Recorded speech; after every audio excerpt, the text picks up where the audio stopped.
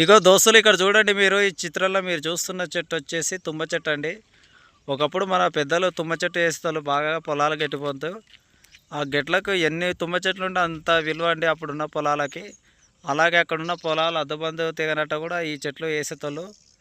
చూడండి ఈ చెట్లు రాను రాను కనుమరుగైపోతున్నాయి. ఒకసారి ఈ చెట్టు చూడండి. ఒకసారి మీరు ఎంతమంది తుమ్మ చెట్టు చూసినారో కామెంట్ చేయండి.